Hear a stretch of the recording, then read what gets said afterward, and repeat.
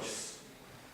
El CEAM, el Centro de Estudios de las Américas, la Universidad INCA, la Asociación de Abogados Litigantes de México les dan la más cordial bienvenida a nuestra segunda conferencia del ciclo de amparo en remembranza y recuerdo de lo que fue la primera sentencia de amparo en territorio nacional que acabamos precisamente de recordar, y que el doctor Alberto del Castillo, quien es nuestro último conferencista y panelista de este ciclo, lo recordó a través de medios de que ese 13 de agosto sí, fue la primera vez en que, bueno, la primera sentencia de amparo en territorio nacional. Y el día de hoy tengo primero el gran amplio honor de poder contar por segunda vez consecutiva con nuestro gran rector, aquí el maestro Salvador, el doctor Salvador, y de igual manera tener a uno, no había tenido la oportunidad, por eso estoy tan contento el día de hoy de poder estar aquí con nuestro gran amigo, sí, porque con él nunca habíamos congeniado, pero sí sabía de su larga historia en la CIPE y en varias instituciones, y el día de hoy para mí es un gran placer presentar a un gran amigo y con el cual no habíamos podido tener la oportunidad de congeniar, y fue a través del doctor Alberto Castillo del Valle que el día de hoy podemos estar aquí con nuestro expositor de esta noche, del cual voy a leer un poco de su tesis curricular para dar paso a cederle la palabra a nuestro expositor de esta noche. ¿Sí? Él es de la unidad de posgrado de la Facultad de Derecho, tiene la maestría en Derecho por parte de la Facultad de Derecho de la Universidad Nacional Autónoma de México. A nivel superior, de igual manera por la Facultad de Derecho, y a nivel medio por el Colegio de Ciencias y Humanidades del plantel Azcapotzalco. Tiene los siguientes reconocimientos. En julio y agosto de 2015 fue integrante de la Delegación de Profesores de la Universidad Nacional Autónoma de México, que acudió a la invitación de la Universidad de San Diego al curso de capacitación intensivo del Sistema de Justicia Penal Acusatorio. Ha sido docente certificado de evaluación en el año 2011 por la Secretaría Técnica del Consejo de Coordinación para la Implementación del Sistema de Justicia Penal en el área del Sistema Penal Acusatorio. En febrero de 2014, el Colegio de Abogados Especialistas en Sistema Procesal Penal Acusatorio le otorgó la presea Eduardo García Maínez por el mérito académico a su desempeño como capacitador a nivel nacional en el nuevo Sistema Penal Acusatorio.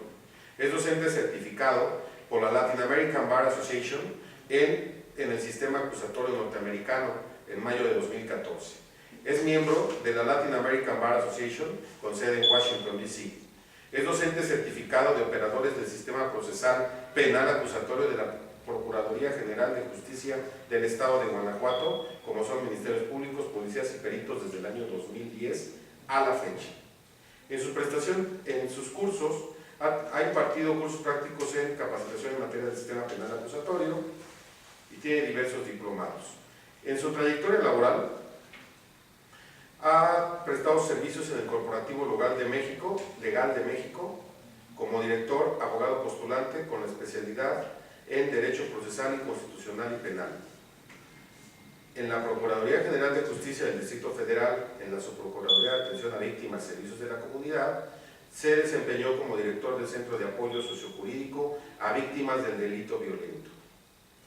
En la Procuraduría General de Justicia, de igual manera, del Distrito Federal, en la Subprocuraduría de Víctimas y Servicios a la Comunidad, prestó servicios como director de enlace en la Dirección General de Derechos Humanos. Y de igual manera, en la Subprocuraduría, prestó servicios como director del Centro de Apoyo Sociojurídico a Víctimas del Delito Violento. En la Fiscalía Especial de los Delitos de Violencia contra Mujeres y Trata de Personas de la Procuraduría, realizó la actividad de director de averiguaciones previas.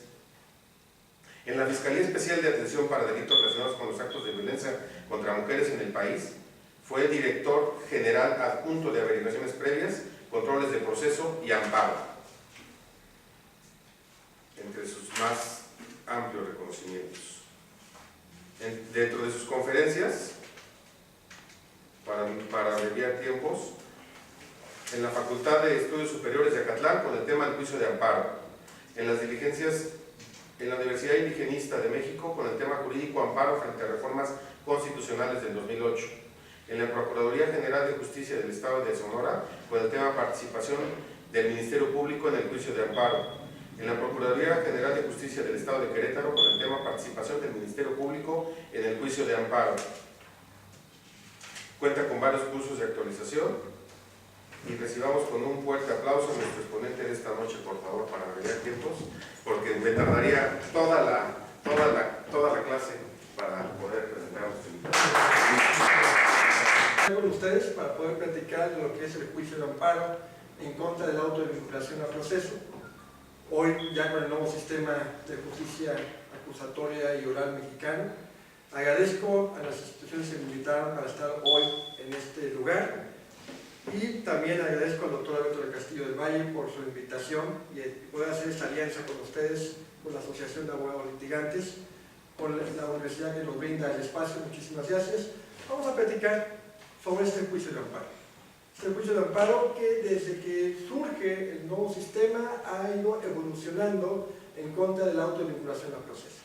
En primer lugar, vamos a ver un poco de lo que es el acto reclamado, en este caso el auto de vinculación a proceso, que en algunos han sostenido, y así lo han sostenido muchos, que es una similitud del auto de formal prisión para el nuevo sistema de justicia mexicana, lo cual es completamente erróneo. Son dos figuras completamente distintas, el auto de formal prisión con el auto de vinculación a proceso. ¿Qué sucede en nuestro sistema penal mexicano adquirido en el año 2008 y que se da un sistema procesal único con el Código Nacional de Procedimientos Penales? Se estableció que el Ministerio Público, una vez que la carpeta de investigación tiene datos suficientes para poder determinar la existencia de un hecho delictivo y la probable participación de una persona, tiene la posibilidad de acudir ante un juez de control a solicitar el inicio de la audiencia inicial, a fin de formular la imputación y como consecuencia de esa formulación de imputación, que se solicite, y en su caso el juez otorgue, el auto de vinculación a proceso. Este auto que tiene su sustento en el artículo 19 constitucional, donde se establece que ninguna persona podrá estar detenida ante la presencia judicial por más de 72 horas, sin que exista una determinación por parte del juez de control, donde se determine si hay datos suficientes o no para determinar la existencia de un hecho delictivo y su probable participación. De ahí la importancia que el Ministerio Público, para poder ejercitar esta acción penal y poder solicitar esta audiencia inicial, es necesario que la carpeta de investigación cuente con estos datos suficientes. Y aquí es donde viene el primer tema del acto reclamado llamado auto de vinculación, enfocado a estos datos necesarios para lo que es el hecho delictivo y la probable participación. ¿Por qué es un tema relevante? Porque en este sistema, el sistema penal mexicano, el Ministerio Público no recaba pruebas, recaba datos de prueba. Y ahí viene el primer punto de que algunos maestros han afirmado que el auto de vinculación al proceso es más leve, es light, no se requiere tanta acreditación, que prácticamente es como no negarle un vaso de agua a una persona, lo cual es erróneo. Si podemos determinar que para una auto de vinculación es prácticamente pedirlo y otorgarlo, eso es erróneo. Hay una mala apreciación probatoria, y creo que el problema probatorio deviene en el tema de prueba y en el tema de dato. ¿Dónde está la diferencia entre estos dos? ¿De dónde está el punto de partida donde algunos afirman que como son datos, el estándar probatorio para un auto de vinculación es menor? Porque así lo han afirmado diversos docentes. ¿Cuál es la distinción? En el nuevo sistema, el Ministerio Público, como lo comentamos, va a recabar datos de prueba, no pruebas. Pero eso no quiere decir que con esos datos de prueba no deba de acreditar la existencia del hecho delictivo. La única distinción es que hoy no le llamamos acreditación porque no contamos con medios probatorios. ¿Por qué no contamos con medios probatorios? Porque nuestra Constitución, en su artículo 20, apartado A, fracción tercera, determinó que para que sean pruebas se debe de desahogar solamente en dos audiencias, o en la audiencia de juicio o en la audiencia de prueba anticipada. De ahí que el Ministerio Público lo que va a recabar es un dato de prueba, porque para que este dato de prueba tenga valor de prueba es necesario que el medio de prueba, llámese o dígase testigo, tenga que acudir a una de esas dos audiencias para que tenga valor. Materialmente, hoy la prueba se desahoga en dos ocasiones. Una, cuando el testigo acude al Ministerio Público y es entrevistado, ya sea por el BMP o por la policía. Se hace una entrevista, se toma el registro y hay un primer desahogo. Este primer desahogo, por la formalidad constitucional, tiene nivel de dato de prueba. Y el segundo desahogo es cuando el testigo acude con el juez en una audiencia de juicio o en una audiencia de prueba anticipada y entonces ya tiene nivel de prueba. Por eso yo hago hoy de dos desahogos. Uno, en el primero le damos la calidad de dato de prueba y en el segundo le damos la calidad de prueba. Pero el que sea un dato de prueba no quiere decir que el estándar probatorio para una auto de vinculación disminuyó. Eso no quiere decir. El artículo 19 constitucional, correlacionado con el artículo 316 del Código Nacional de Procedimientos Penales, nos establece que debe de existir para dictar un auto de vinculación datos de prueba, datos que determinen la existencia de un hecho, que es hecho delictivo, y la probable participación. Pero después vino otro apartado que lamentablemente fue erróneo, donde el legislador nos quiso dar a entender que es un dato. Y dice una cuestión que no es procesalista, es criminalística, que dice que el dato serán los indicios que demuestren la probabilidad de la existencia del hecho. Y aquí yo me pregunto, ¿un indicio es una probabilidad? Y si hablamos de un indicio probable, ya no sé qué va a resultar. Probabilidad más probabilidad, no sé qué sea. ¿Qué sucede? El juez de control, al momento de estudiar la petición del Ministerio Público, tiene que tomar en cuenta los requisitos que marca el 316. Uno, que se formuló imputación. Dos, que se le dio la oportunidad al imputado de contestar esa imputación, el derecho a declarar, que se le dio, más no que declare, eso es otra cuestión, es un derecho de él. Tercero, que es la parte que causa mucho problema en un juicio de amparo, que se determine que hay datos suficientes, dice de los antecedentes de investigación, se determinen datos suficientes que acrediten, y ahí es donde está el problema de apreciación, porque si hablamos de acreditación, nos referimos a pruebas, y aquí acreditación nos referimos a datos de prueba, que acrediten el hecho delictivo y la probable participación.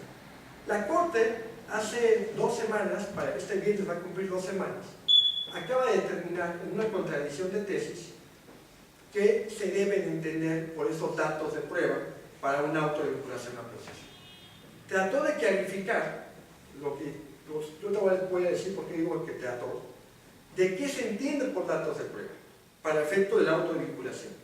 Lamentablemente, al tratar de clarificar, no nos dijo nada.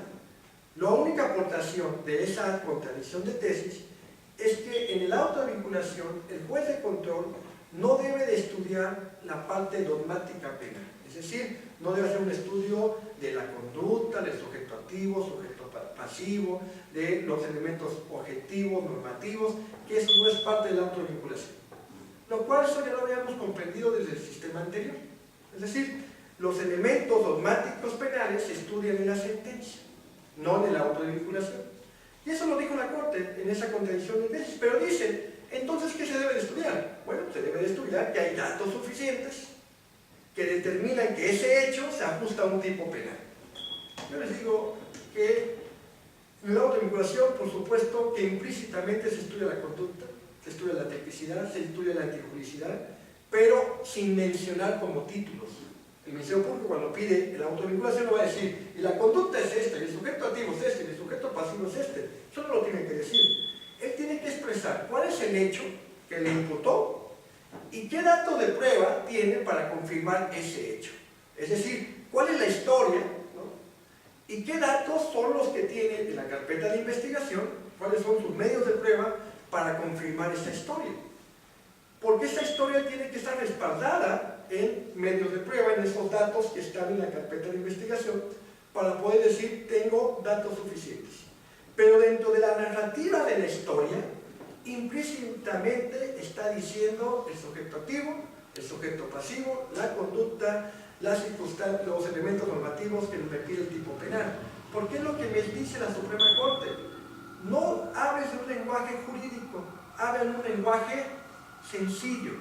Simplemente es la narrativa del hecho y su adecuación al tipo penal. Aportado desde el punto de vista de ¿qué? De los medios de prueba que tienes en tu carpeta de investigación. ¿Por qué es importante hacer esta referencia al acto reclamado? Porque en el juicio de amparo contra este acto reclamado, particularmente lo que vamos a alegar los abogados defensores, o en su caso los asesores jurídicos por parte de la víctima que impugnen vía juicio de amparo el auto de no vinculación al proceso, lo que van a alegar es si hay o no hay datos suficientes para la vinculación al proceso. Si hay o no hay datos suficientes para la probable participación de una persona. Esa va a ser la parte medular en los conceptos de violación. En los conceptos de violación, en un juicio de amparo de esa naturaleza, uno de los puntos que los defensores van a atacar es que esos datos que tiene el Ministerio Público en la carpeta de investigación no son suficientes para poder determinar la existencia de un hecho delictivo o la probabilidad de una participación. O el asesor jurídico va a determinar que sí hay datos suficientes para efecto de que se revoque el auto de no vinculación a través de un juicio de amparo y se estudie que sí hay datos suficientes. Porque además de esto, ¿qué otra naturaleza va a haber en este juicio de amparo? ¿Qué más podemos impugnar? Otra cosa que se va a impugnar en este amparo contra el auto de vinculación, además de esta parte medular, de si hay o no hay datos suficientes, es la situación respecto a la modificación de la imputación. ¿A qué me refiero?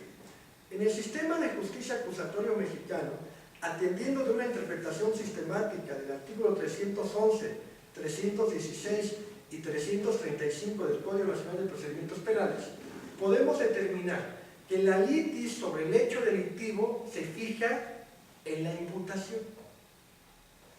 En el 311 nos dice que el Ministerio Público va a formular la imputación al imputado, a Juan Pérez. ¿Y qué es la imputación? La narración del hecho en cuanto a circunstancias de modo, tiempo y lugar. Es decir, ¿qué hizo usted?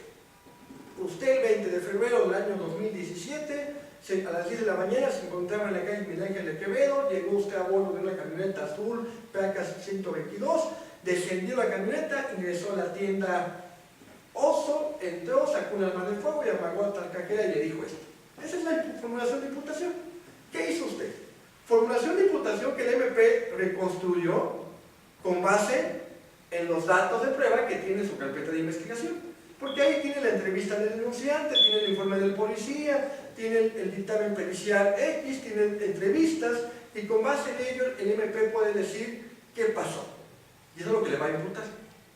Esta imputación que le hizo en esta audiencia inicial, en su etapa de formulación de imputación, es el mismo hecho por el cual se le debe de vincular al proceso. En la vinculación ya no estable, es decir, que yo le imputé que fue el 10 de febrero, pero no fue el 10, fue el 12. Yo le imputé que usted llegó con un arma de fuego, no, pero no fue así, usted llegó con un cuchillo. Porque entonces ya me está, ¿qué? Variando la imputación. Y eso lo prohíbe el 316 en su párrafo posterior a las creaciones, donde nos dice que el auto de vinculación se dictará por los hechos que le fueron imputados. Y eso es algo importante para la defensa. En la imputación, el defensor tiene el derecho a pedir aclaraciones y precisiones sobre esa imputación. Algunos defensores creen que el ejercer ese derecho implicaría ayudarle al Ministerio Público, hacerle su trabajo al Ministerio Público. Si él no precisó cierta información, ¿yo por qué le voy a pedir que lo precise? Si él dijo que traía un instrumento y no señaló qué tipo de instrumento, ¿yo por qué se lo voy a pedir? Y tienen esa idea, que es ayudar al Ministerio Público. Y creo que esa idea es errónea. Porque al momento que el MP al imputar deja una información vaga, imprecisa, la puede precisar en la vinculación. Y no diríamos que la está variando. Dijo que traía un instrumento. No dijo qué tipo, y acá puedo decir que es un arma, que es un cuchillo. No pasa nada. No estoy alterando el hecho, simplemente lo estoy precisando. En cambio, si el defensor se lo pregunta en la imputación, y en ese momento el MP dice, traía un arma, y resulta que la vinculación dice que es cuchillo, ahí sí hay una variación. importancia de que el defensor debe de pedir en la imputación que el hecho que le está imputando a su cliente quede debidamente delimitado, precisado, que no pueda el día de mañana cambiarlo. Porque, insisto, si no está delimitado, y sí lo mencionó, pero no precisó, lo puede precisar cuando quiera. Pero si ya lo precisa en la imputación y en la vinculación lo modifica, lo cambia, eso lo prohíbe y eso lo vamos a atacar vía juicio de amparo. Sería otro motivo de un concepto de violación. Los hechos por los cuales me vincularon a mi cliente no fueron los mismos hechos por los cuales le imputaron. Y la litis, atendiendo al 211 y el 316, como lo comenté, y el 335, se fija en la imputación, donde ahí el MP está obligado a establecer el hecho preciso, para que ya la vinculación ya no hay posibilidad de modificar el hecho. ¿Y por qué es esto? ¿Por qué es así? ¿Por qué debe ser así? Porque la litis se debe de fijar en la imputación.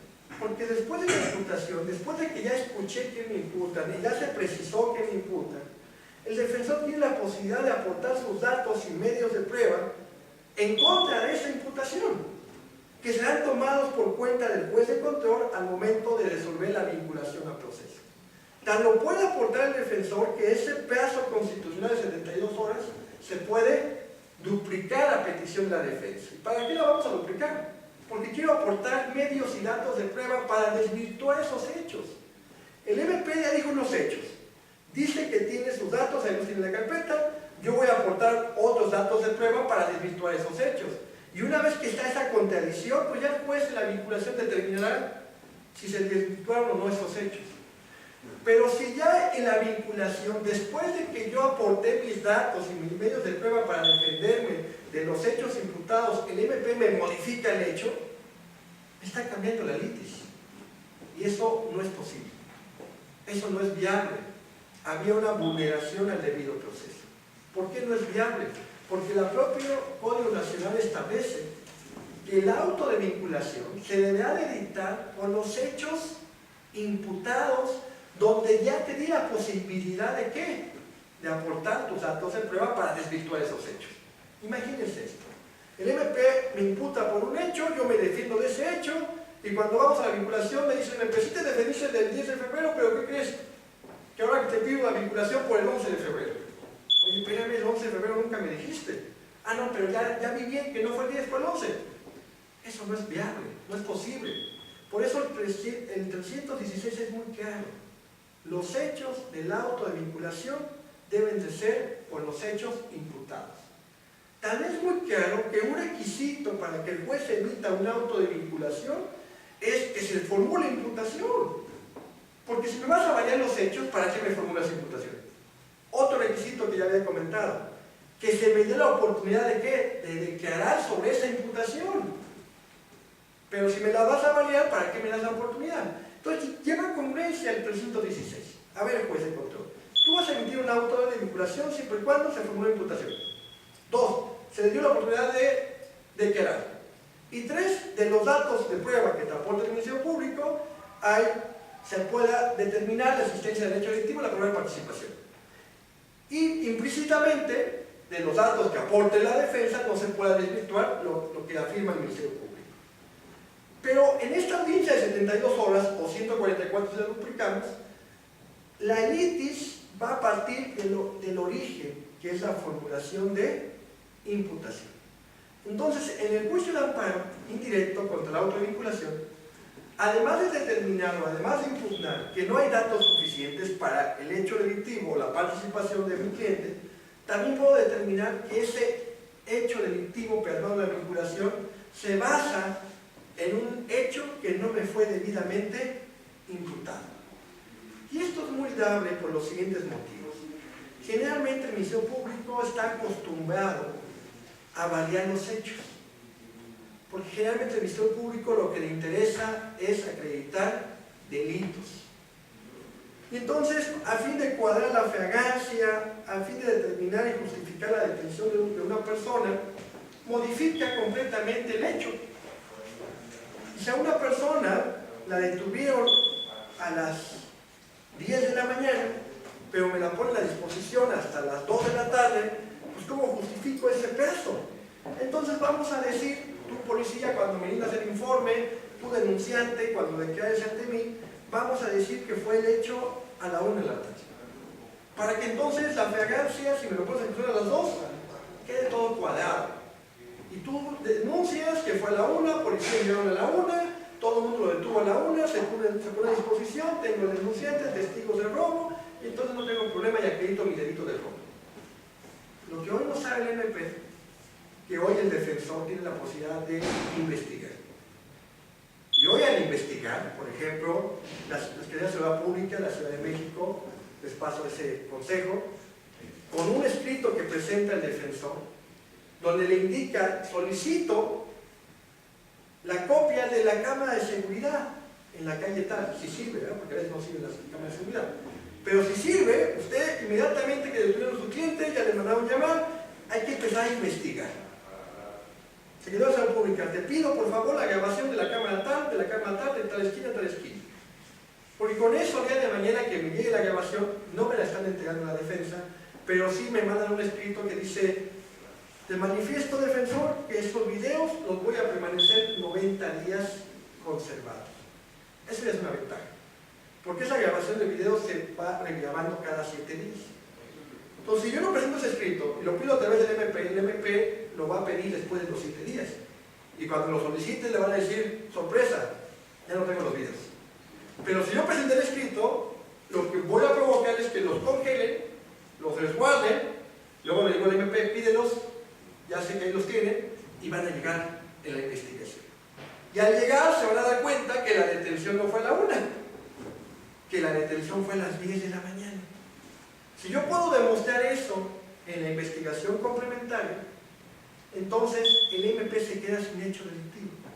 Y ya no podría decir, ¿qué crees? Tiene razón el defensor, no fue a la 1, fue a las 10. Porque eso ya implicaría que me estaría modificando ¿qué? Los hechos. No puede variar el hecho.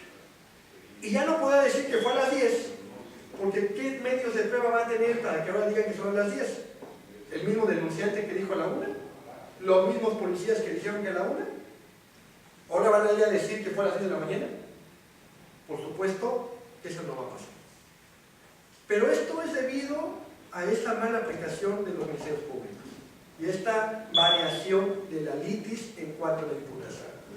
Entonces, ahí ya tenemos dos motivos que podemos impugnar ya de juicio de amparo indirecto. Por un lado, esta afección tercera del 316 enfocado a que no hay datos suficientes. Insisto, datos donde me deban de acreditar, con datos, pero sí es acreditación, el hecho de sin hacer la mención a conducta tipicidad, no se hace la mención expresamente, pero de manera indirecta están los elementos dogmáticos en la imputación, aunque la Corte ya dijo que no se deben de expresar, pero la conducta, el hecho, se debe de ajustar al tipo penal. Entonces, un tipo penal de homicidio, ¿qué hecho debo de demostrar? Que había una vida y que una persona lo privó de la vida. Esa es la narrativa que tengo que hacer.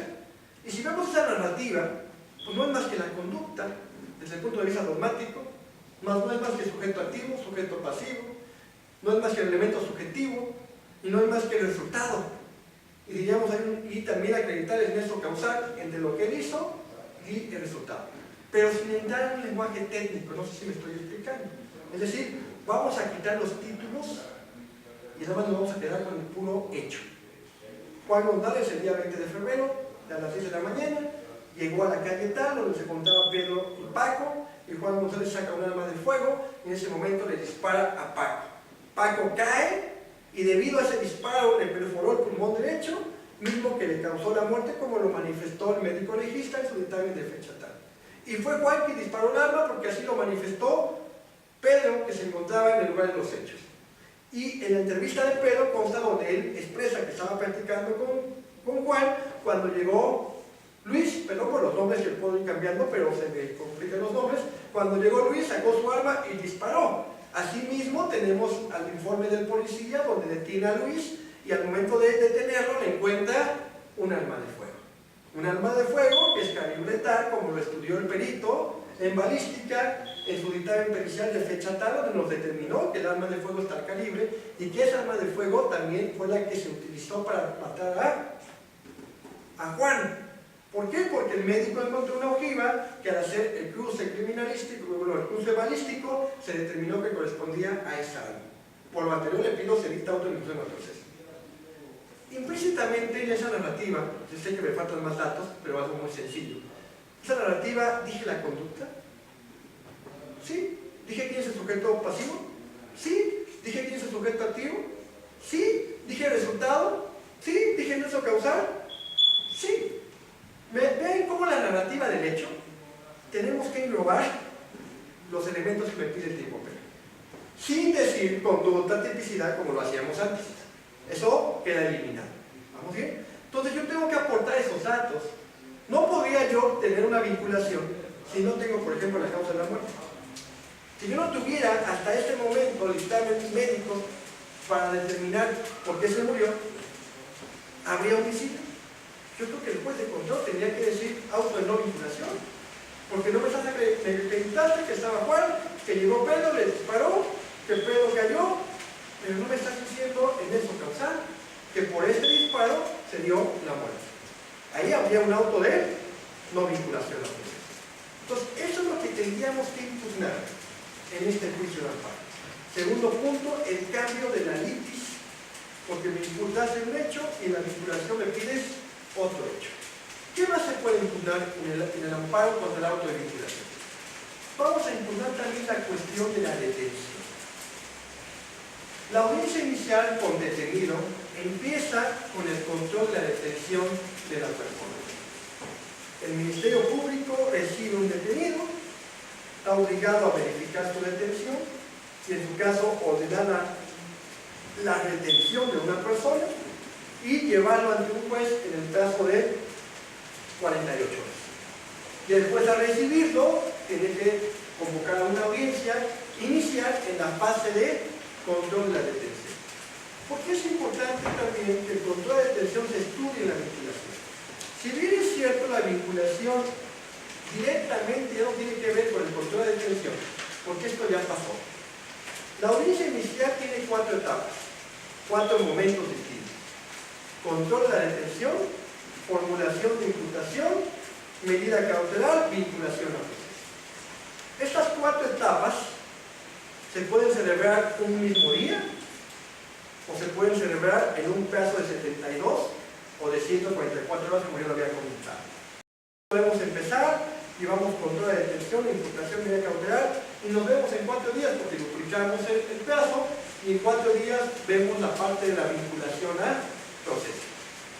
Entonces, cuando uno va al amparo contra la vinculación al proceso, también podemos impugnar lo que en la audiencia inicial sucedió y que debido a ello llegamos a la vinculación. Una de esas cuestiones es el control de la detención. También se hizo una tesis del Poder Judicial del año pasado donde determina esas circunstancias, que en el juicio de amparo contra el auto de vinculación también es dable impugnar y estudiar el control de la detención, al ser una consecuencia para la vinculación al proceso. Esto es importante porque se tiene la idea de que si yo no impugno al momento del control de detención vía amparo esa resolución y luego me voy a la vinculación y nada más impugno la vinculación, esta ya no se va a estudiar, ya no la puedo impugnar. 2, que si el control de detención fue impugnado vía amparo, cuando llegue la vinculación el amparo se va a sobreseer indicando que hay un cambio de situación jurídica. Eso no es cierto, no es así. Lo que usted debe de hacer es esperar a que se dicte la vinculación y entonces promover juicio de amparo contra el auto de vinculación y en el auto de vinculación ahí mismo también impugnar las violaciones del control de la detención, porque vamos a englobar todo lo que pasó en la audiencia inicial. ¿Vamos bien? Todo lo que sucedió en la audiencia inicial. Entonces impugnamos esto, impugnamos el control de la detención. Cosa distinta, hay una excepción a esta regla general referente a la medida cautelar. La medida cautelar, hoy en el proceso, llevar un procedimiento paralelo a todo el proceso penal, esta sí, aunque se dicta la misma audiencia inicial, se tiene que promover un juicio de amparo para la medida cautelar. O, en su caso, podrá esperar por los plazos que son amigables, podrá esperar hasta que se dicte la vinculación y promover el amparo contra la vinculación, la medida cautelar y el control de la detención. Y ahí englobamos todos esos tres actos de molestia que se dan en una audiencia inicial. ¿Qué plazo tenemos para interponer? Y ahí empezamos dolores de cabeza. Porque estábamos acostumbrados por una interpretación de la ley de amparo anterior que contra el auto de formar prisión no había un plazo para promoverlo. Y no había un plazo para promoverlo porque el auto de formar prisión implicaba eso, la formal prisión. Hoy, el auto de vinculación, yo empecé diciendo que algunos maestros creen que es lo mismo, el auto de formar prisión y el auto de vinculación. No es lo mismo, sus consecuencias son completamente distintas. El auto de vinculación no trae como consecuencia la privación de la libertad. Esa es una gran diferencia. El auto de formar prisión sí traería como consecuencia la privación de la libertad. En ese sistema, ¿qué es lo que va a privar la libertad? ¿Cuál es el acto privativo de la libertad? Lo que se llama medida cautelar. Eso es lo que va a privar de la libertad. La medida cautelar. Medida cautelar que va a imponer el juez dentro de la misma audiencia inicial o posterior a la vinculación al proceso, pero dentro de la misma audiencia inicial, y donde él va a ordenar la prisión preventiva de una persona. Eso sí es privativo de la libertad. La vinculación no. La vinculación simplemente es que te sujetas a un proceso penal, que no implica que estés privado de tu libertad, porque para que estés privado de tu libertad no es por el auto de vinculación, es por la medida cautelar. Son dos figuras diferentes. Una cosa es la vinculación y otra cosa es la medida cautelar. Entonces, partiendo de esa situación, el plazo para interponer este juicio de amparo, nos vamos al artículo 17 de nuestra ley de amparo y vemos que dice que el juicio de amparo tenemos un plazo de 15 días, salvo las demás excepciones. Y me marca 4 supuestos distintos. Y uno de ellos me dice contra ataques a la vida, a la libertad personal fuera del procedimiento judicial. Así lo dice, fuera del procedimiento judicial. Deportación, destierro, penas prohibidas por el artículo 22 constitucional, la incorporación forzosa a las Fuerzas Armadas, entre otros supuestos más.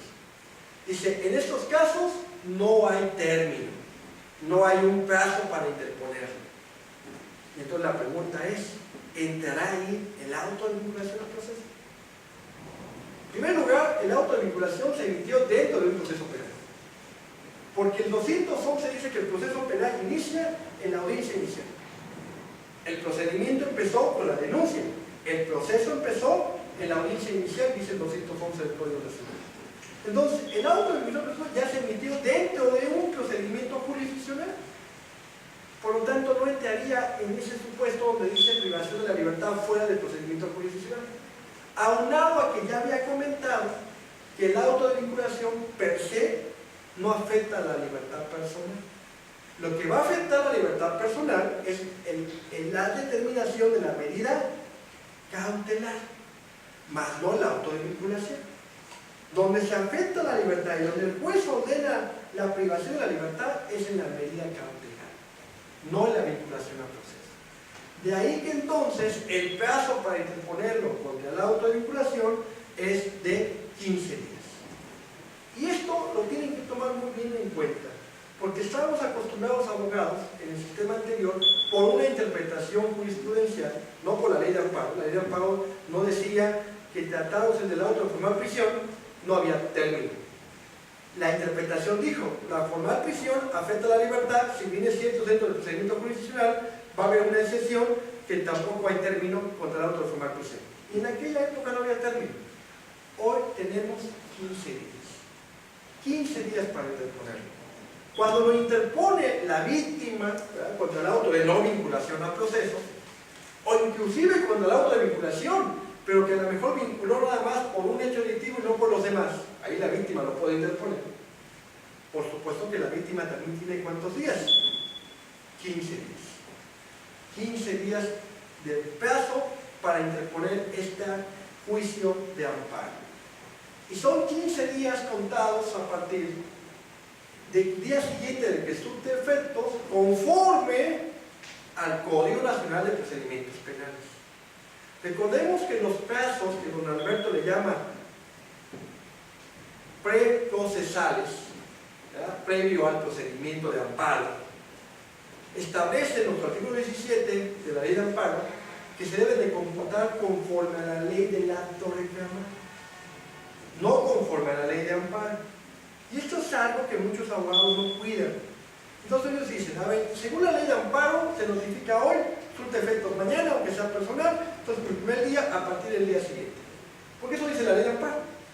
Para plazos procesales, no para plazos preprocesales.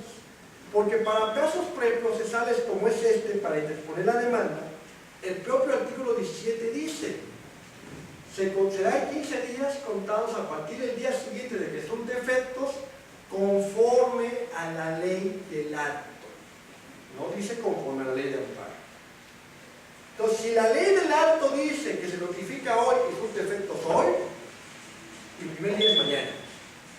Aunque la ley de amparo diga otra cosa, pero insisto, la ley de amparo es para términos procesales, no para términos preprocesales.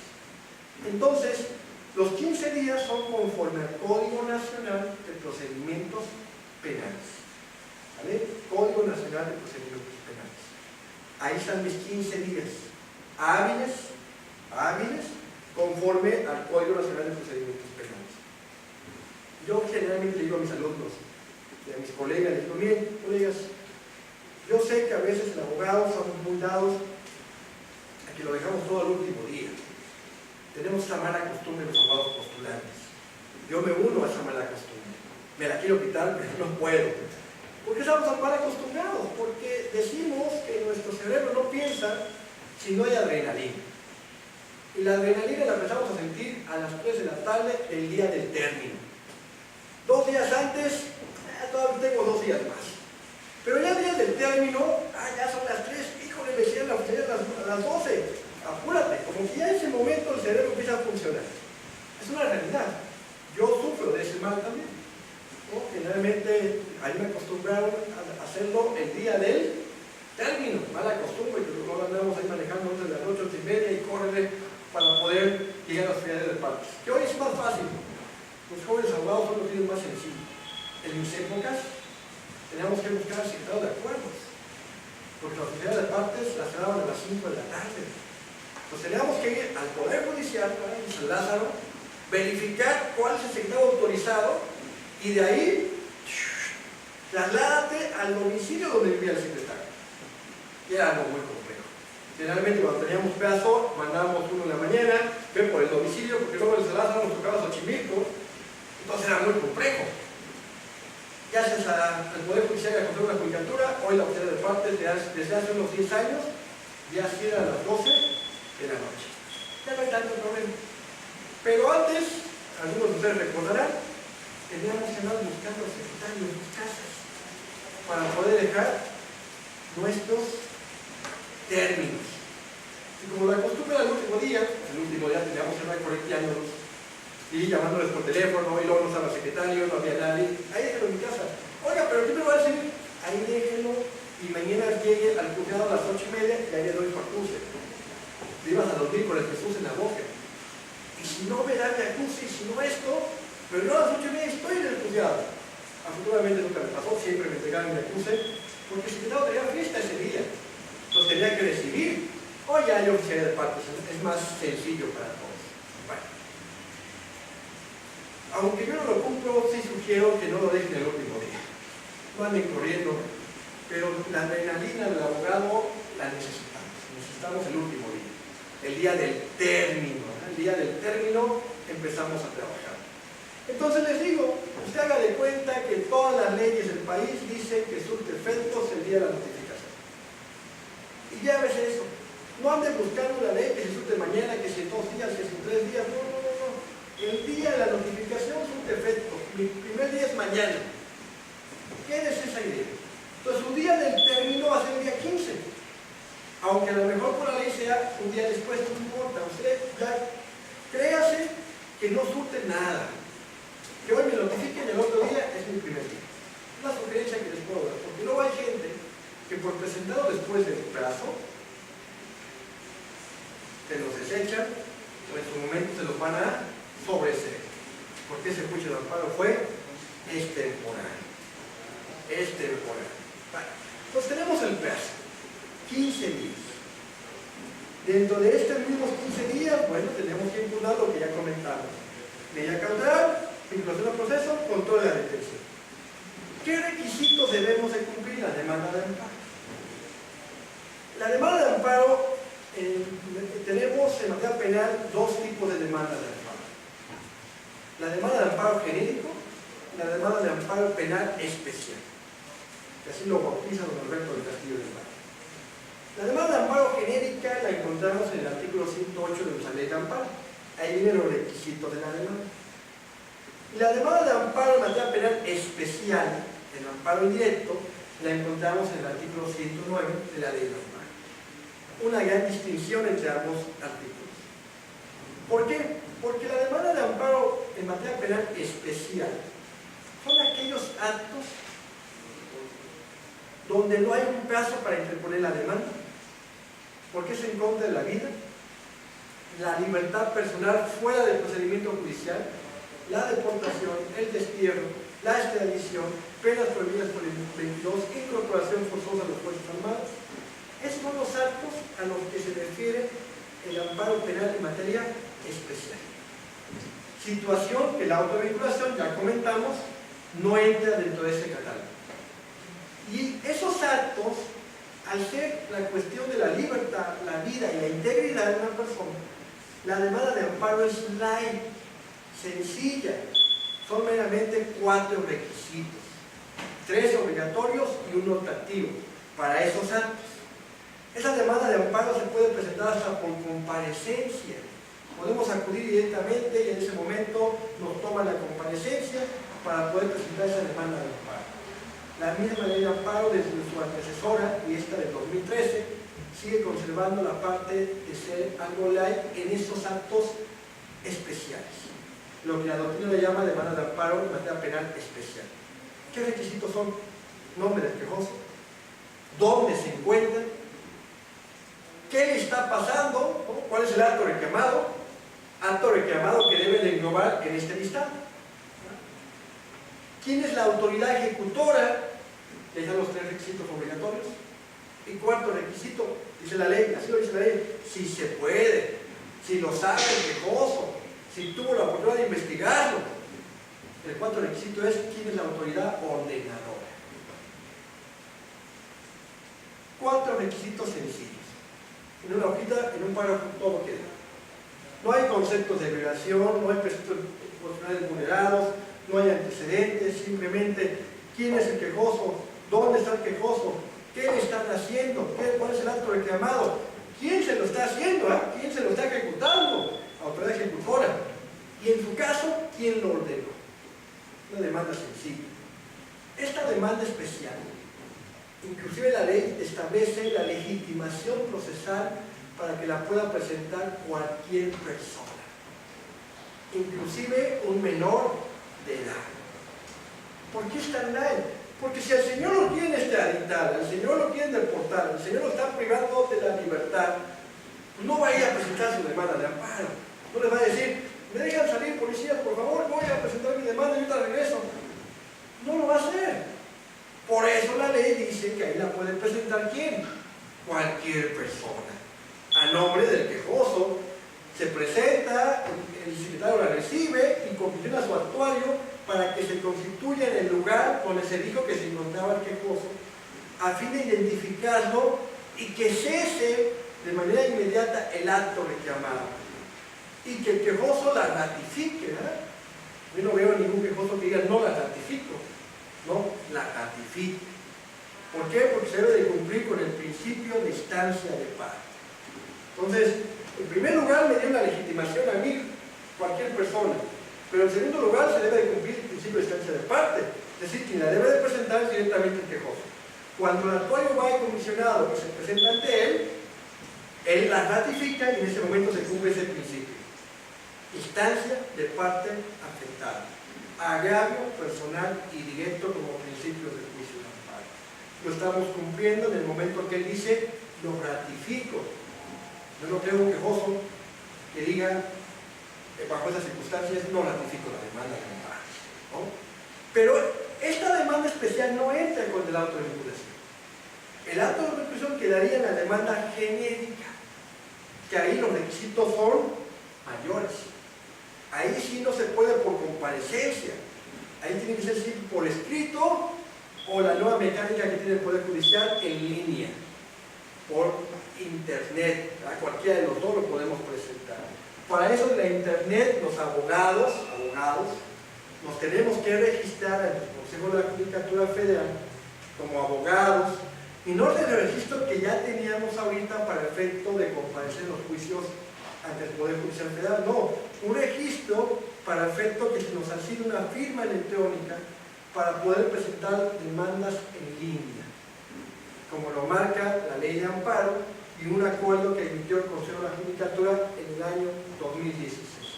Un acuerdo para regular cómo se otorga a los abogados la firma electrónica para presentar la demanda de amparo en línea.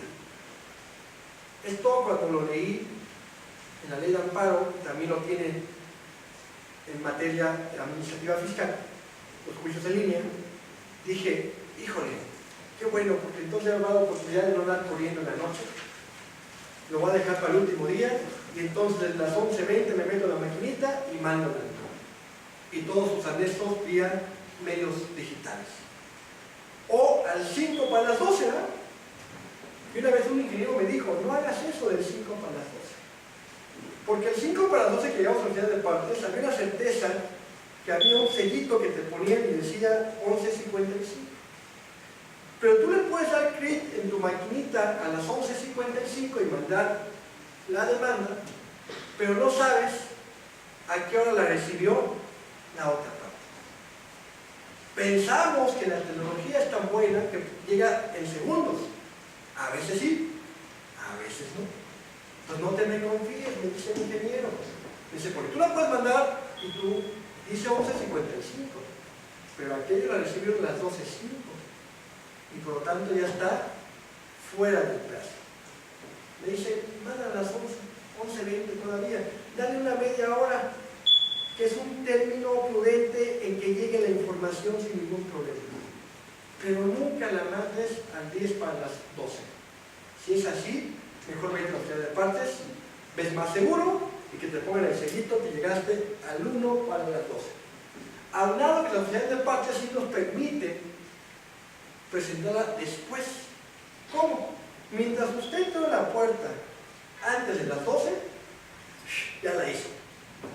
Porque la puerta se cierra a las 12, pero si usted ya entró, en ese momento dice ya estoy adentro, aunque físicamente lo reciban 12:05, 12:06, porque hay mucha gente, ya está formalmente recibido. Esa es una ventaja de lo físico, métodos activos a métodos tecnológicos. ¿Vamos bien? Esa es la gran diferencia, porque en el sistema digital, si son las 12 ya no llegó, no llegó. En el otro sistema sí llegaste antes de las 12.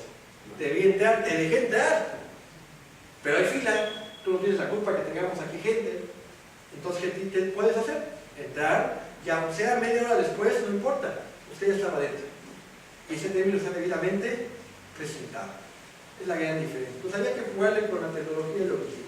Entonces, la demanda de amparo contra esa autovinculación conforme al 108 la podemos presentar vía física, como ya lo comenté, o vía electrónica, que es de las novedades de la Ley de Amparo del 2013. Fíjense, en el 2013 ya hablaba de la demanda vía electrónica y fue hasta el 2016 el Consejo de la Judicatura emitió un acuerdo para regular esa presentación de demandas. Durante 3 años no había presentación de demandas electrónicas, aunque la ley lo permitía, no había el mecanismo para hacerlo. Ahora ya lo hay, pero insisto, no es tan confiable, al menos en la recepción de los documentos. 2.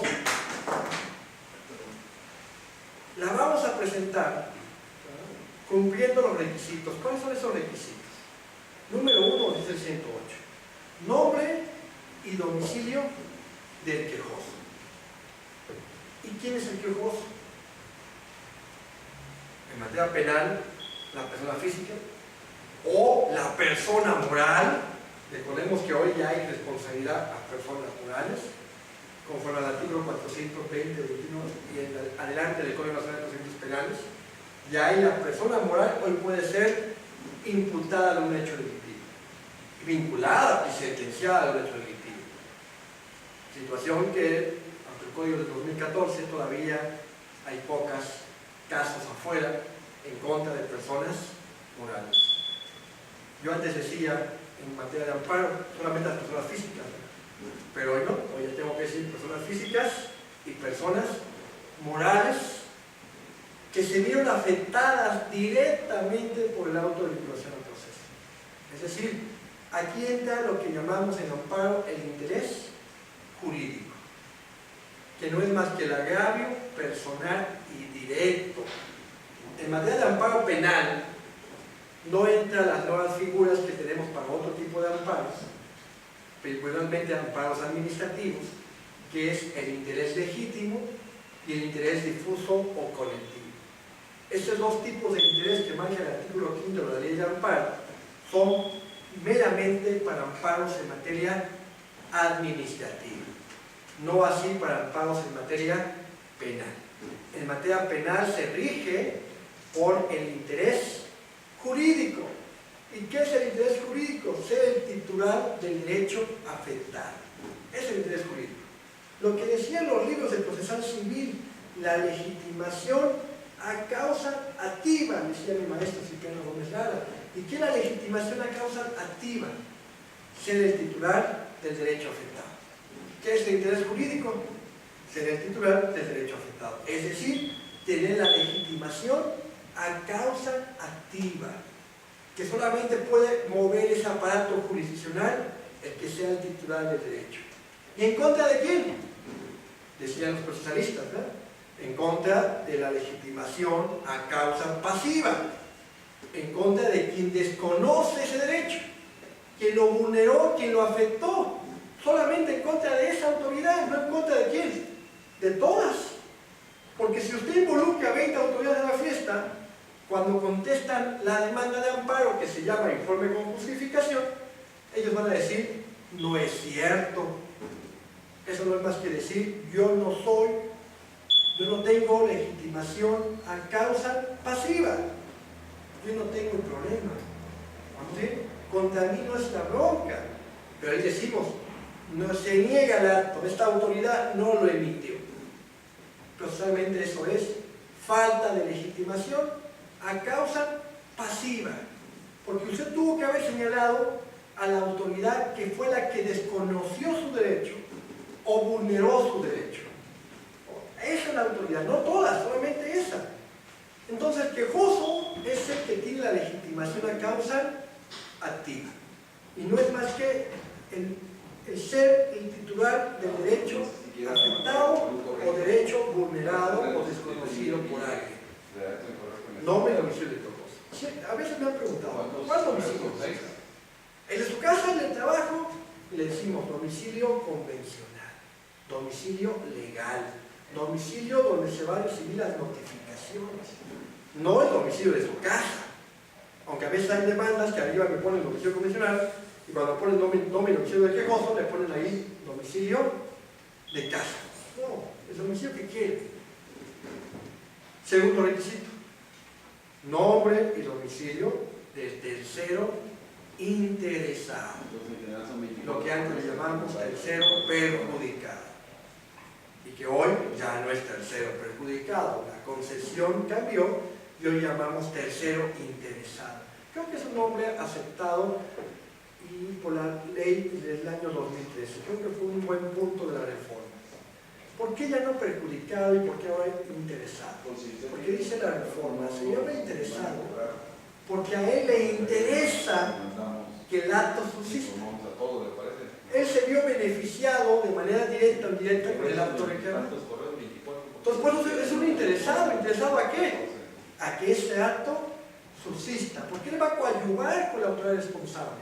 Él va a defender a la autoridad responsable. Entonces, perjudicado, como se llamó tradicionalmente por más de 100 años, no es viable. Porque ¿de qué está perjudicado? Estará perjudicado cuando se conceda el amparo. ¿Ah? Si se concede. Pero en este momento de la demanda, eres un tercero interesado. Y en materia penal, ¿quién es el tercero interesado? La contraparte. ¿Y esa contraparte quién es? Dos contrapartes. El Ministerio Público, que lleva el proceso, y la víctima. Estos son los terceros interesados. Cuando el amparo lo promueve el imputado. Si el amparo lo promueve la víctima, pues el tercero interesado será el imputado, la contraparte. Y dice la ley de amparo por el artículo 5. Y el Ministerio Público, adscrito al proceso, será siempre tercero interesado. Eso diciendo perjudicado. Interesado. ¿Vale? En materia de amparo penal, ya lo vamos a ver, hay dos ministerios públicos permanentes. Ahorita ya hablé de uno, el de la causa, el que lleva el proceso.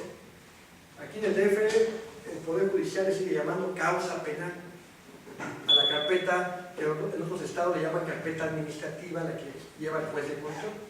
Aquí en el DF le llamamos causa penal, erróneamente.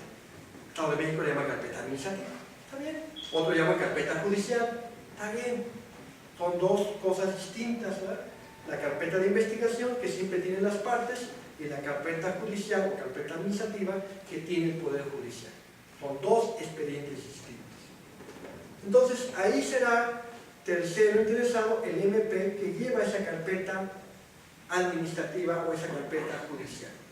Y la contraparte, que sería la víctima, en caso de que el imputado sea el quejoso, o el imputado en caso de que el quejoso sea la víctima.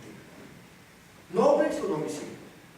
El avance también de la ley de amparo del 2013 nos dijo que el domicilio del tercero interesado debe ser, cuando no se le conoce o no tiene otro domicilio, el que señaló en el expediente de origen. Esto es una gran ventaja. Porque antes de esta ley de amparo no podíamos señalar ese domicilio, porque ese domicilio fue exclusivo para un juicio determinado. Y ese domicilio no puede ser utilizado para otro juicio, como es el juicio de amparo. Hoy la ley de amparo, al momento de crearse en el 2013, estableció que se puede señalar como domicilio del tercero interesado el domicilio que señaló en el juicio natural. Ese va a ser su domicilio, para poderlo emplazar a este juicio natural. Tercer requisito, la autoridad responsable. La autoridad responsable. ¿A quién le reclamas? Ahí entramos nuevamente al tema legitimación pasiva a causa. ¿Quién fue quien te afectó el derecho, te lo desconoció? A ese le vas a poner autoridad responsable. Ojo, nombre. A veces veo demandas de amparo que me ponen domicilio, no mi domicilio. Y otra cuestión bárbara, le ponen un rubro que dice autoridad ordenadora y autoridad ejecutora. No es el momento para hacerlo en ese apartado. En ese apartado simplemente es autoridades responsables. Juez de control tal, Ministerio Público tal, o juez de control y nada más el juez de control. Los que sea la autoridad responsable, los que emitió, dictó o ejecutó o trata de ejecutar el acto reclamado. ¿Dónde le vamos a dar la calidad de ordenador o ejecutor? En el siguiente apartado, que se llama acto reclamado. Ahí ese apartado es el importante, porque ahí es donde usted le va a decir qué le va a imputar a cada autoridad. Del juez de control tal le imputo esto, del MP le imputo esto, es decir, este dictó, ordenó, este ejecutó, este quiere ejecutar. Ahí viene la calidad de ordenador y ejecutor. No en el apartado de autoridad responsable, viene en el apartado de acto reclamado. Y aquí deben tener cuidado. Si usted pone 5 autoridades responsables, en el acto reclamado me tiene que indicar qué le imputa a cada una de ellas. Porque si no le imputa el acto a una y las demás las deja sin decirle nada, lo van a prevenir. Le van a indicar, te prevengo para que me aclares qué le imputas a las demás. Porque me hiciste 5 autoridades responsables y en el acto reclamado nomás señalas a una. Entonces las otras 4, ¿por qué es importante? Porque de ahí es donde la autoridad va a decir, ¿es cierto o no es cierto? Pero para que me dé mi autoridad el derecho a la defensa, pues me tienes que indicar de qué te estás quejando de mí. Si usted no me indica de qué se queja de mí, ¿yo cómo puedo contestar mi demanda de amparo vía informe con justificación? Si no me dices, ¿yo qué hice? Vamos bien. Entonces, esa es la parte medular para el informe con justificación. ¿Qué me reclamas a mí? Eso donde lo van a plasmar en los actos reclamados. Después viene lo que son los preceptos de seguridad de amparo que contienen los derechos humanos vulnerados.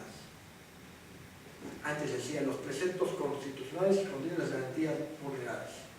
Hoy dice los preceptos, no dice constitucionales, que contienen los derechos humanos vulnerados. ¿Por qué lo deja abierto? Porque hoy podemos determinar que ese acto vulnera o un artículo de la Constitución o un artículo de una convención o un tratado internacional. Por eso indica preceptos que contienen los derechos humanos vulnerados. Que estos derechos humanos pueden estar en la Constitución o pueden estar en un tratado internacional. Con independencia de que los derechos humanos como tal más bien serían garantías individuales. Es un tema que todavía la doctrina mexicana seguimos afirmando que fue un error en el artículo primero y que realmente lo que tenemos son garantías individuales que tutelan esos derechos humanos y no tanto derechos humanos, porque además solamente tenemos los derechos humanos plasmados en la Constitución o en los tratados firmados por México. En los que no fueron firmados por México no los podemos hacer valer. O sea, esos no son derechos humanos para nosotros. Solamente ¿cuáles?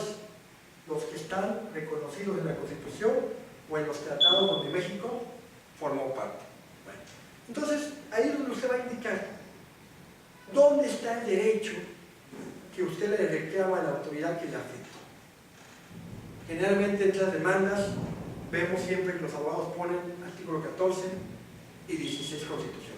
Esos son el pan nuestro todos los días, ¿no? Artículo 14 y artículo 16.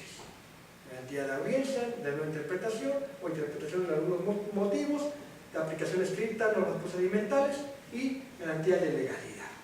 Artículo 16, párrafo primero. Falta de motivación, falta de fundamentación o de autoridad competente. Estos son los dos artículos que generalmente vemos en los juicios de amparo. Y ahora está muy de moda el artículo 25 de la Convención Americana de Derechos Humanos en cuanto al recurso efectivo. Ese está muy de moda en nuestra justicia mexicana. Hoy en día yo podría decir que generalmente las demandas de amparo vemos 14, 16 constitucional y 25 de la Convención Americana de Derechos Humanos, que no es más que el derecho que tenemos a un recurso efectivo, que el Estado nos debe garantizar la existencia de un recurso efectivo. De ahí que lo invoquemos como artículo 25 de la Convención. Bueno, siguiente requisito: antecedentes del acto reclamado. Y ahí hay una frase sacramental que debemos de utilizar. Bajo protesta de decir verdad, manifiesto que los siguientes hechos son ciertos y constituyen antecedentes del acto reclamado. Esta frase la tenemos que poner textual, que es lo que me marca el 108 de la ley de amparo. Bajo protesta de decir verdad, manifiesto que los siguientes hechos son ciertos y constituyen antecedentes del acto reclamado. Eso hay que ponerlo, si no nos van a prevenir también, porque no hay esa protesta de decir verdad. Y luego ya ponemos los antecedentes. Ahí también cada abogado tiene su estilo. Hay estilos, ¿verdad?, muy subgéneris. Hay uno que lo pone: y Juan Pérez Quejoso nació en la provincia tal, delegación tal, el día 21 de febrero, y es mexicano, es buena persona, buen portado, quizá en sus derechos civiles y políticos, casi ponen la historia de la persona, no fue que le pongan quién se casó, cuántos hijos tiene. A ver, pues el acto reclamamos la vinculación al proceso, ¿qué tiene que ver que sea mexicano, que viva en tal lugar, que nació en tal lugar? ¿Es antecedente del acto o es antecedente del sujeto? Es antecedente del sujeto. Lo que debes de poner son antecedentes del acto reclamado. A ver, el acto reclamado, su antecedente sería la carpeta. 2, la audiencia inicial. Compareciste, no compareciste, y cuándo se dictó la auto de vinculación. Sencillo. Sin entrar al tema si soy mexicano o no soy mexicano, porque al final de cuentas, aunque no seas mexicano, pero te afecta directamente, eres un quejoso. Eres un gobernado por el Estado mexicano, y aunque no seas mexicano, puedes acudir al juicio de amparo, siempre y cuando el acto te afecte directamente. Porque decir que nada más los mexicanos son los gobernados, eso es una gran falacia. Somos los ciudadanos mexicanos, pero el gobernado es todo ente jurídico que tenga un derecho o una obligación frente al Estado mexicano. Ese es el gobernado. Y ese gobernado que tiene un ente jurídico, todo ente jurídico tiene un derecho o una obligación frente al Estado mexicano, se puede ver afectado por un acto de autoridad responsable. Y entonces ese es gobernado, aunque no sea mexicano, aunque no viva en México, es un gobernado. ¿Vamos bien? Porque un derecho de ese gobernado se le está viendo afectado. Ese es el gobernado. Entonces no hay que poner ese tipo de antecedente como tal. Después de los hechos, obviamente el último hecho va a ser el acto reclamado, ¿no? Se emitió auto de vinculación con tal fecha. Y después viene la parte medular de las sentencias, de las demandas de amparo, lo que es los conceptos de violación. Y estos conceptos de violación, que es la parte medular, es donde se va a plasmar el argumento por el cual usted considere que el derecho que manifestó se vio afectado por esta autoridad que ya dijo en el acto que está reclamando. Ahí ya tiene vinculación todos los requisitos. El derecho que dice que se vulneró por esto. ¿Dónde se vulneró? En ese acto reclamado por esa autoridad. Ahí es donde vamos a plasmar con lo que empecé mi intervención. No hay datos suficientes para el hecho delictivo o la participación. Se modificó la litis, me modificaron la imputación, me están vinculando por un hecho no imputado, hubo una vulneración en el control de la detención. Es el momento de lo que vamos a expresar. ¿Cuántos conceptos de violación tenéis que exponer? Desde un punto de vista técnico, si yo establezco que se vulneraron 2 derechos, 3 derechos, pues mínimo un concepto de violación por cada derecho vulnerado. Mínimo. Porque a veces ponen como 10 artículos, está de moda, convenciones y de artículos de la Constitución, y me ponen un solo concepto de violación. Y en el concepto de violación ya no se refieren a esos derechos. Una mala técnica. Si usted dijo aquí que se vulneraba el derecho 8, pues ahora dígame por qué. Si usted dijo que se vulneraba el artículo 14, pues ahora dígame por qué. Si usted dijo que se vulneraba el 7, ahora dígame por qué. Si puso 3 artículos, mínimo 3 conceptos de violación. O en uno, pero englobando ¿qué? Los 3 artículos. Porque ¿para qué menciono 10 artículos si al momento de irme a los conceptos de violación, nada más hago concepto de violación por uno de ellos?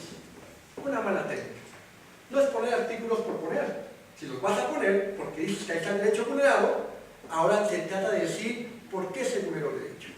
Y una forma simple de hacer un concepto de violación lleva 3 elementos desde mi punto de vista. ¿Qué quieres? ¿Por qué lo quieres? Y con base en qué lo quieres. ¿Qué quieres? ¿Se vulneró el derecho? ¿Qué tal? ¿Por qué? Porque hizo esto, dejó de hacer esto, dejó de hacer esto. ¿Con base en qué dices que por dejar de hacer esto se vulneró el derecho? Ah, porque la ley dice que debe tomar en cuenta todos los datos, la ley dice que debe evaluar esto. Ahí está un esquema muy sencillo de argumentación. ¿Qué quiero? ¿Por qué lo quiero? Y con base en qué lo quiero. Yo quiero esto porque la autoridad omitió hacer esto y lo tuvo que, y tenía la obligación de hacerlo, más no de haberlo omitido, porque la ley dice que debe evaluar todos los datos planteados. Como se observa la autovinculación, no valoró todos, se limitó a estos sin mencionar los datos aportados por el defensor. En consecuencia, hay una mala motivación. Prácticamente sería un concepto de violación. La Corte ha ya determinado durante muchos años que el concepto de violación tiene que indicar la causa de pedir. Y esa es la causa de pedir. ¿Qué quiero? ¿Por qué lo quiero? ¿Con base en qué? No perdamos de vista. Algunos me dirán, maestro, pero en materia de amparo, en materia penal, hay suplencia de la deficiencia de la queja. Y yo les diré, por supuesto que sí. Pero cuando usted invoque la suplencia de la deficiencia de la queja, porque yo he visto demandas que en la parte final le ponen, juez, y no se te olvide que usted tiene que suplirme la deficiencia. O sea, lo ponen con negritas y así grandotas. Yo le digo, una vez un juez me dijo, cada vez que veo esto, Ignacio, me dan ganas, cuando dicto la sentencia por suplencia, de decir al abogado, ya te suplí, ahora comparte honorarios, ¿no? Pues ya hice tu trabajo por ti, hasta me lo pediste, pues así como me estás pidiendo que suple la deficiencia, comparte honorarios, póntela de pueblo. Porque el amparo no lo ganó usted, lo ganó el juez, lo ganó el secretario proyectista, porque en verdad da pena ver ese tipo de demandas. Ponen un concepto todo feo y todavía le ponen con negritas y andotes. Juez, no se te olvide suplirme. Que aunque no lo pidan, el juez lo va a hacer. El juez tiene la obligación de suplir, aunque no lo pida. Pero qué mejor ver una sentencia de amparo que diga el concepto de violación es fundado y operante, tiene razón el quejoso, a decir, el juzgador tiene la facultad de suplir la deficiencia. Ejerciendo esa facultad, se concede el amparo. ¿Quién ganó el amparo? ¿El juez o el abogado postulante? El juez. ¿Pero quién lo cobró? El abogado postulante. Y todavía se atreve a decir al cliente, lo gané. Gané el amparo, gané la demanda de amparo. Mira, te concede el amparo, pero muestra la hojita de atrás, donde dice, te suplí la deficiencia. Esas ya no se las mostramos. Nomás le mostramos el punto resolutivo, donde dice, ampara y protege a Juan González Martínez. Oye, ¿quién te dice, mi abogadazo, lo ganó? ¿Y por qué no mostró la hoja de atrás, donde dice que le suplieron la deficiencia? Creo que, si bien tenemos suplencia de la deficiencia de la queja, que es inclusive ante la ausencia de conceptos de violación en materia penal, no hay que ir en esperanza que el juez haga mi trabajo. El trabajo lo tengo que hacer yo. Y yo tengo que expresar mis conceptos de violación y no esperar, la presento, aunque esté mal, no importa, al cabo el juez me va a suplir. Y si mi cliente tiene razón, el juez lo va a hacer. No, creo que es indebido. Moralmente hablando, jurídicamente es debido, se puede, es una obligación del juez. Creo que no hay que hacer, no hay que abusar. En verdad, es más bonito ver un amparo y protege cuando a usted le costó, cuando usted se desgastó, cuando usted estudió, cuando usted le plasmó el criterio al juez a seguir. Y tan lo plasmó que lo convenció y lo persuadió que el juez dijo, fundado y operante abogado. Ahí sí, párense el cuello y dígale, cliente, lo gané. Mi trabajo hizo que la sentencia fuera consensual y acompañada. Ahí es la parte medular, esos conceptos de violación. Y bueno, son todos los requisitos de la demanda de amparo, lo vamos a presentar y en ese momento se lleva la sustanciación de la demanda de amparo. Tengo entendido que la parte de pruebas la vieron ya en la sesión pasada, donde ya el maestro Arturo determinó qué pruebas se van a ofrecer, cómo se van a ofrecer, cómo se van a deshogar para efecto de demostrar lo que plasmé la demanda de amparo. Porque el quejoso, y por eso termino, tiene 3 cargas procesales que no hay que olvidar. 3 cargas procesales que se visualizan desde la demanda y se materializan al desahogar las pruebas. ¿Cuáles son esas 3 cargas procesales? Que desde que usted hace la demanda tiene que pensar en cómo acreditarlas. Primero, su primera carga procesal, el interés jurídico. Que usted es el titular del derecho. En materia penal es muy sencillo. Autovinculación, Juan Pérez, quejoso, Juan Pérez. No hay problema ahí. No hay tanto problema. El interés jurídico. Segunda carga procesal. La existencia del acto reclamado. La carga es del quejoso, no de la autoridad. Y a veces le delegamos esa carga a la autoridad. Y entonces decimos, la autoridad no rindió el informe. Ah, la ley de amparo dice que si no rinde el informe, se tiene por cierto el acto. Ah, perfecto, ya. Sí, mi amigo, pero es una auto de vinculación. Ya tuviste por cierto que existe la auto de vinculación. Pero te falta la tercera carga procesal. Y si no lo tienes físicamente el auto, no lo vas a hacer. ¿Cuál es la tercera carga procesal? La inconstitucionalidad del acto. Son mis tres cargas procesales. Que soy el quejoso, el interés jurídico, la existencia de la autovinculación y que ese acto es inconstitucional. Yo pregunto, si no llega el acto de vinculación porque la autoridad se abstuvo de rendir el informe y yo no solicité copias del informe, perdón, de la autovinculación, el informe no se rindió, aplico lo que marca la ley de amparo donde dice que se tenga por cierto, poder puede determinar si hubo o no hubo buena motivación. Si no lo tiene físicamente, el amparo me lo van a negar. Me lo van a negar porque no acredité el tercer elemento procesal. Oye, pero se estuvo por cierto. Se estuvo por cierto, más no que es inconstitucional. Son dos cosas diferentes. Se estuvo por cierto, que sí existe, pero usted debió acreditar el contenido material del auto para que yo, juez de amparo, pueda determinar si sus conceptos de violación son fundados o no son fundados. Para eso tuvo que haber pedido copias del auto, como lo vieron en la clase anterior, con anticipación, para inclusive diferir la audiencia. Como usted no lo pidió y se confió en la presunción legal de la existencia, no de la inconstitucionalidad, le niego el amparo y póngase a estudiar, con toda la razón del mundo. Por eso, desde la demanda tenemos que saber los tres cargas procesales: interés jurídico, existencia del acto y inconstitucionalidad de este acto. Muchísimas gracias.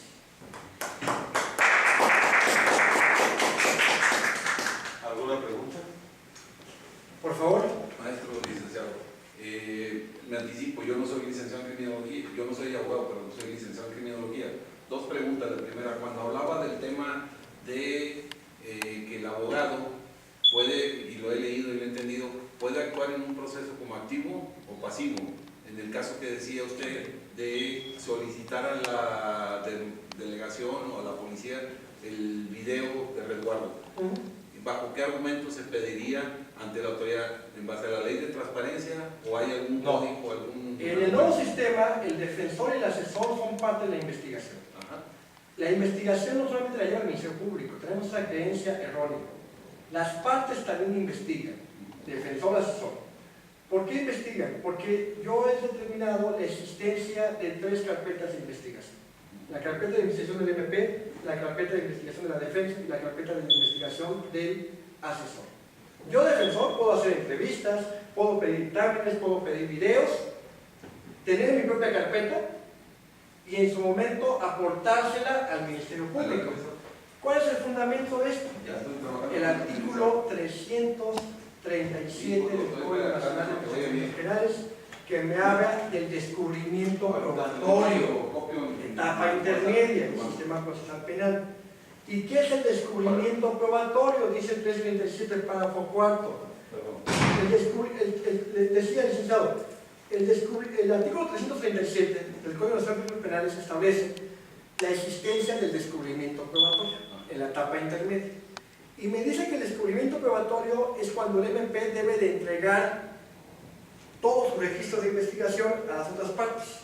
Y dice, y respecto al asesor jurídico y al defensor, consiste en entregar copia de sus registros de investigación. Entonces, si el 337 dice entregar copia de sus registros de investigación, y un registro de investigación es una entrevista, es una pericial, es una transmisión general, está diciendo que usted puede hacer actos de investigación y tendría hasta la etapa intermedia para poderlos entregar. Ahí ya depende de cada abogado. Yo en mi caso, en el despacho, dependiendo, si queremos obtener el que no se lleve a judicialización o el que no se evite vinculación, hago mis registros y los presento antes. Yo puedo hacer entrevistas como abogado. Mientras yo esté reconociendo la carpeta como defensor, voy con usted y le digo, oye, soy el defensor de Juan Pérez, sé que a usted le consta el hecho, quiero hacerte una entrevista. Sí, adelante, hago mi entrevista, usted me la firma y esa entrevista se la presento al Ministerio Público. ¿Y esa entrevista fuera de sede judicial? Esa entrevista, el día de mañana, yo voy a utilizar el dato ante el juez de control y si yo quiero que esa entrevista se vuelva a prueba, lo voy a ofrecer a usted y lo voy a llevar a juicio. Lo mismo pasa con el perito. Yo hoy, pues, si voy a ofrecer una pericial, por ejemplo, una pericial en criminología, criminalística, no le voy a decir al MP. Yo voy con usted, le digo, ¿sabe qué? Te contrato, quiero que hagas una prueba pericial sobre esto, me la entregas, el dictamen yo lo tengo y yo sé en qué momento se lo entrego al MP. Tengo hasta la etapa intermedia, se lo puedo entregar antes. Se lo entrego, usted no tiene que aceptar porque sabe que no hagamos absolutamente de nada. Yo se lo entrego al MP, el MP lo agrega a mi carpeta y yo ya puedo esos datos, los puedo utilizar en la argumentación. Si quiero que se vuelva a prueba, lo tengo que ofrecer y lo tengo que llevar a juicio. ¿Sale? Hoy, la investigación no es exclusiva del Ministerio Público. También la lleva el defensor y el asesor, que todavía eso no mucho lo comprendemos. Sí, quizá la pregunta más específica era, ¿cómo yo voy a argumentar ante la autoridad delegacional o la autoridad policial que yo soy parte o soy simplemente Ignacio Orduña, en mi calidad de defensor particular del señor Juan González Martínez, en la carpeta de investigación número tal, te solicito copia de la cámara, obviamente yo fui al lugar, ya verifiqué el número de la cámara tal que se encuentra entre la esquina tal con la esquina tal, de la cámara tal, de la esquina tal, de la esquina tal, a fin de ofrecernos en la carpeta de investigación. Se presenta, le contestan y le van a decir, mira, no te los puedo entregar porque tú eres defensor, pero ya los tengo bajo resguardo por 90 días, dígale al MP que me lo solicite y yo se los mando. Este escrito se lo llevas al MP y le dices, mira MP, te pido tu auxilio, porque a mí no me lo dieron, pero ya están resguardados, a que los recabes. Con tu investidura que tienes, ya como autoridad, él lo va a recabar, pero ya consiguió que no se recabe, que es lo que generalmente pasa. Usted va con el MP, se pide que lo solicite y el MP lo pide 15 días después, y cuando lo pide le contestan, ¿qué crees? Ya no está. Pero si usted se anticipa, cuando lo pida el MP, se los van a entregar. Y ahí seguramente es en base al argumento que tiene la responsabilidad el MP de la carga probatoria. No, porque eso es para usted. No, pero eso fue para su beneficio. Los demora, los retarda, claro. porque saben que esa ahí prueba le puede perjudicar. Claro, por supuesto.